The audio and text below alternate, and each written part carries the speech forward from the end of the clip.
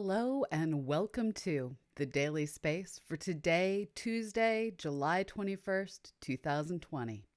I'm your host, Dr. Pamela Gay, and I am here to put science in your brain. The one thing that limits our ability to understand our universe more than anything else is money. Funding for space exploration limits how many spacecraft we can send to other worlds. Funding for space-related sciences limits how many PhD scientists can do science as a career. Funding more than anything else is why there are very basic facts about other worlds in our solar system that we still don't know. Venus. It's the planet closest to Earth. We sent a spacecraft to it for the first time in 1962. The graduate students who worked on that mission are now all old enough to receive Social Security benefits. The thing is, once we learn that Venus is a ghastly world of soaring temperatures and acidic rains, we kind of turned our back on this planet. Sure, we've used its gravity to help missions like Galileo, Cassini, and Messenger get to other planets. But the last U.S. mission dedicated to this planet was the 1990 Magellan Mission. And globally, the only other probes that have gone since are the 2006 Venus Express mission and the 2015 Aksuko. Exploring something covered in clouds that eats missions attempting to make it to the surface is hard and expensive. Going to the more distant Mars is easier, and there will be more missions launched to Mars during the current launch window than there have been missions sent to orbit Venus in the past 2 generations. This lack of missions means less data. And also means less funding for jobs, as the two are often very much related. This lack of missions to Venus is why I say with annoyance that we now know, 58 years after the Mariner 2 flyby, that Venus has active volcanoes. The very basic fact that Venus is still tectonically active is new and exciting and has been way too long in coming. A new paper in Nature Geosciences with lead author Anna Gulcher identifies 37 recently active volcanic structures on Venus. This radically changes our understanding of this world from one where we thought some global cataclysmic event led to a massive resurfacing of this world about 500 to 700 million years ago, to now thinking this world, much like our own, is undergoing constant resurfacing that prevents the buildup of craters on its surface. According to co-author Laurette Montesi, this study significantly changes the view of Venus from a mostly inactive planet to one whose interior is still churning and can feed many active volcanoes.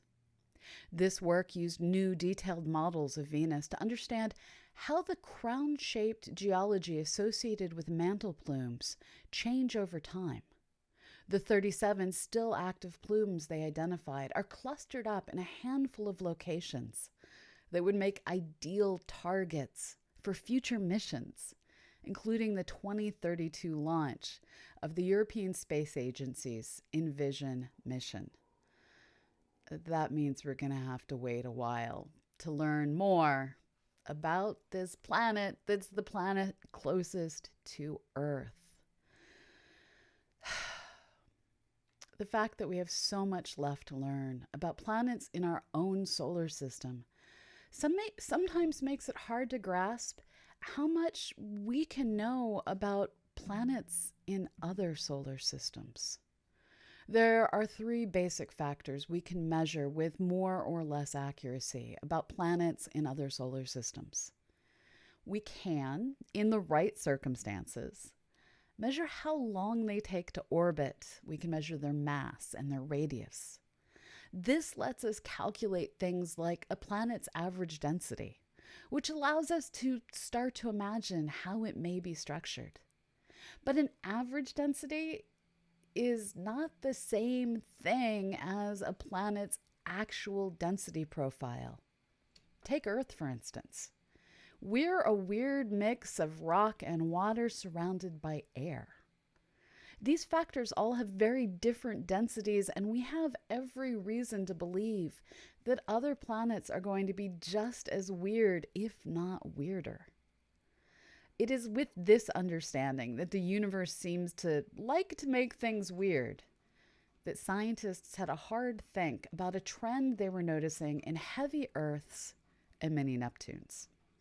These worlds aren't that different in mass, but they're quite different in radius, with heavy Earths being about 1.3 Earth radii and mini-Neptunes being about 2.4 Earth radii in size.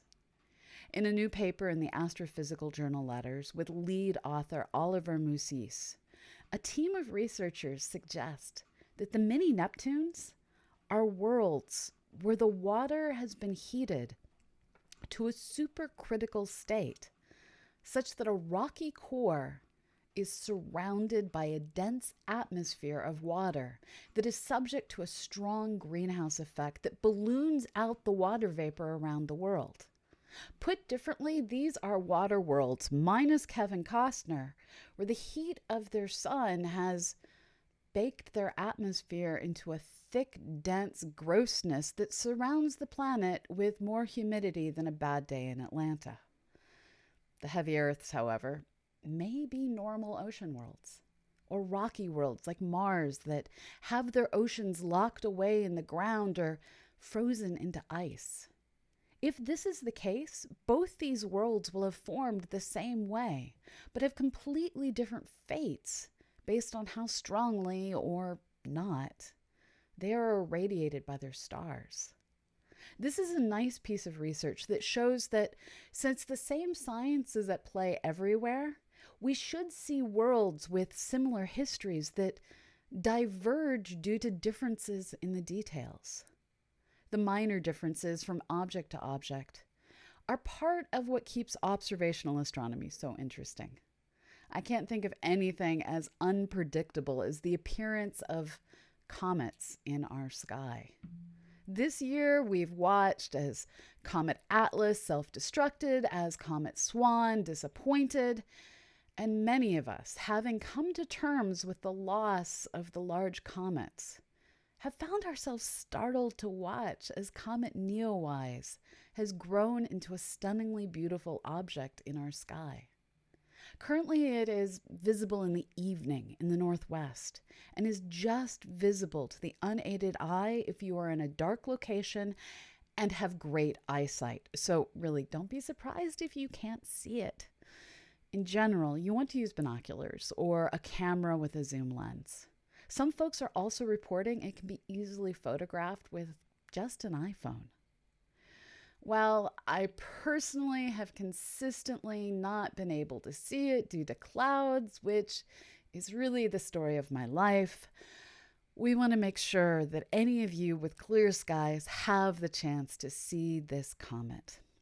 Currently, as I said, it is in the northwest. It is straight down from the bowl of the Big Dipper and is about 30 degrees above the horizon, which is 3 fist widths above the horizon if you hold your fist at arm's length. I strongly recommend heading toward a location with no trees or mountains or other obstacles on the horizon just as the sun is setting. As soon as you start to see the stars in the bowl of the Big Dipper, begin sweeping the sky with binoculars or taking a series of photographs with a camera. You can take exposures of a couple of seconds long without needing to track your camera if you're using a lens that is 200 millimeters or less. The smaller the lens, the longer the exposure you can take. While I'm looking at a new round of thunderstorms tonight, I'm not seeing it tonight, I hope all of you have clear skies. If you get any amazing photos, please send them to us, and we may share them on a future episode of this show. You can reach us at cosmoquestx@gmail.com. Good luck out there and keep it safe. This has been The Daily Space.